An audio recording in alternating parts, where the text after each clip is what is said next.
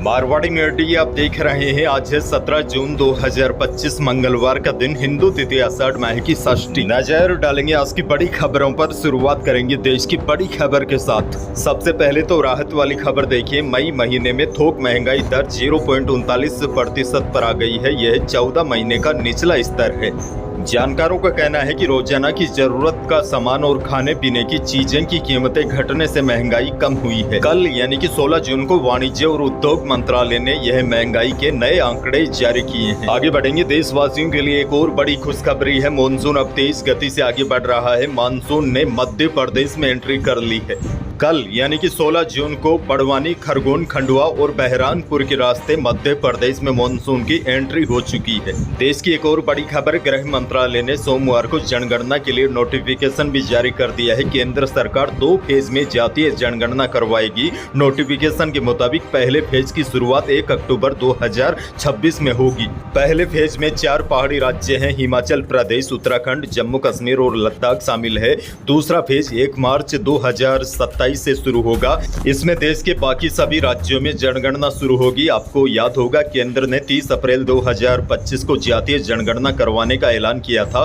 देश में आजादी के बाद यह पहली जातीय जनगणना होगी। बहरहाल आगे बढ़ जाते हैं। राजस्थान से बड़ी और दुखद खबर, तेलंगाना के बसरा जिले में राजस्थान के 5 युवक गोदावरी नदी में डूब गए। जानकारी के अनुसार डूबने से 5 की मौत हो गई। इनमें से एक युवक नागौर का रहने वाला है, अन्य 5 पाली जिले के हैं। अभी तक मिली जानकारी के अनुसार नागौर में ताऊसर निवासी रीति कुमार अपने दोस्तों के साथ गोदावरी नदी में स्नान करने गया था। इसी दौरान यह हादसा हो गया। जानकारी के अनुसार गोदावरी नदी में रेतीली सीढ़ियों पर डुबकी लगाने से यह हादसा हो गया। इसके बाद मौके पर अफरा तफरी मच गई। राजस्थान के 5 लड़कों की मौत हो गई। इनमें 3 भाई शामिल थे। तीनों भाइयों का डॉक्टर बनने का सपना था। एक भाई का इसी साल नीट क्लियर भी हो गया था। बाड़मेर से बड़ी खबर, अपने 8 साल के बेटे के साथ दुकान पर जा रहे व्यापारी पर जंगली सुअर ने अचानक हमला कर दिया। पहले सुअर भागते हुए बाइक से टकराया, उसके बाद दोबारा लौटा और 3 बार व्यापारी पर हमला किया। जंगली सुअर ने व्यापारी के हाथ और अंगुली पर दांत गड़ा दिए। जंगली सुअर ने व्यापारी के हाथ पर इतनी जोर से चबाया कि उसका एक दांत टूटकर हाथ की हड्डी में ही फंस गया। आसपास के दुकानदारों ने लाठी से फटकार कर जंगली सुअर को भगाया। मामला बाड़मेर के सारथी स्कूल विष्णु कॉलोनी सोमवार सुबह 7 बजे का है। व्यापारी पर हमले की यह पूरी घटना सीसीटीवी कैमरे में कैद हो गई। आगे बढ़ेंगे। दौसा से बड़ी खबर, दौसा जिले के बसवा उपखंड के करनावर गांव में सोमवार दोपहर एक चौंकाने वाली घटना सामने आई है, जहां चोरी के एक मामले में आरोपी गुड्डू राम मीणा को पुलिस ने हिरासत में ले लिया था, लेकिन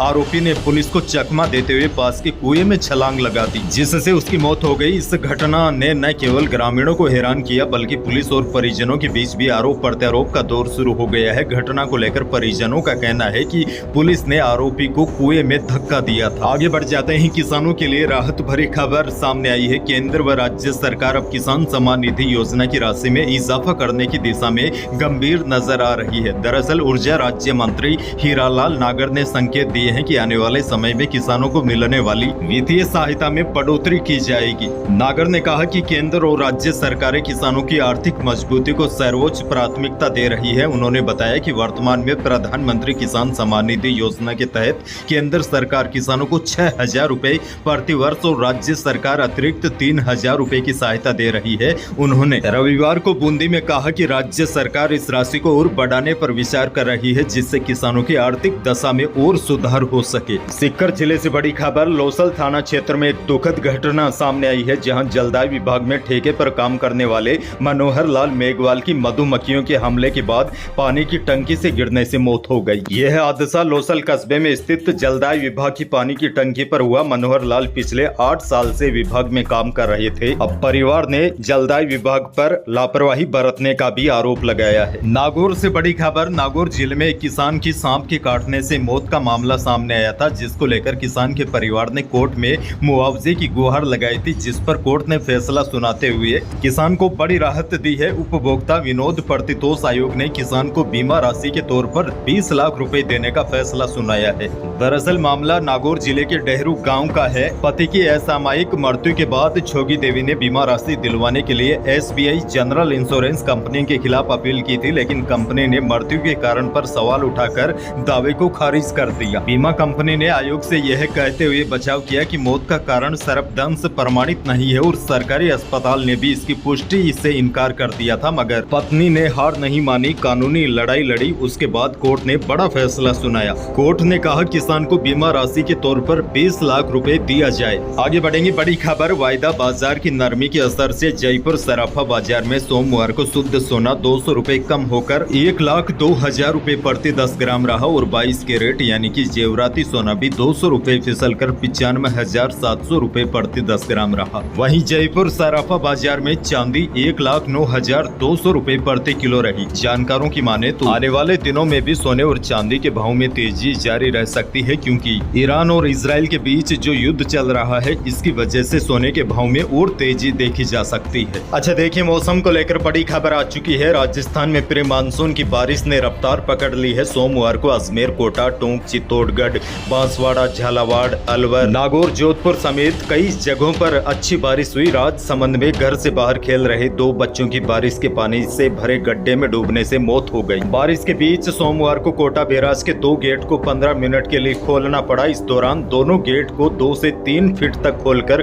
5,000 क्यूसेक पानी की निकासी की गई। प्रदेश में पिछले 4 दिनों से चल रहे बारिश के दौर से तापमान में गिरावट दर्ज की गई है और लोगों को गर्मी से राहत मिली है। और अब बड़ी अपडेट ये है, मौसम विभाग ने आज भी जैसलमेर, जोधपुर, बाड़मेर, जालोर, सिरोही, पाली, राजसमंद, उदयपुर, बांसवाड़ा और डूंगरपुर में कई स्थानों पर भारी बारिश की चेतावनी जारी की है। वहीं बीकानेर, गंगानगर, हनुमानगढ़, चूरू, नागौर, जोधपुर, सिक्कर, सवाई माधोपुर, करौली यहाँ पर हल्की से लेकर मध्यम दर्जे की बारिश की संभावना जताई है। वहीं देखिए, कल प्रदेश भर में बिजलियां गिरने से 3 लोगों की मौत हो गई। वहीं देखिए, मौसम विभाग ने आम लोगों से अपील की है कि ऐसे मौसम में विद्युत पोल से दूरी बनाए रखें और अपने जानवरों को विद्युत पोल के पास न बांधे और विद्युत लाइनों के नीचे जैसे जहाँ पर ट्रांसफार्मर है वहाँ पर ठेला या दुकान आदि न लगाए। अच्छा, अंत में दुनिया से जुड़ी एक और बड़ी खबर आपको दे दूं। इजराइल और ईरान के बीच 13 जून से लगातार संघर्ष जारी है। वहाँ कई भारतीय भी फंसे हुए हैं। इजराइल ने एक बार फिर सोमवार शाम सेंट्रल ईरान पर फिर से एयर स्ट्राइक की। हमले में हुए नुकसान को लेकर अभी कोई जानकारी सामने नहीं आई है।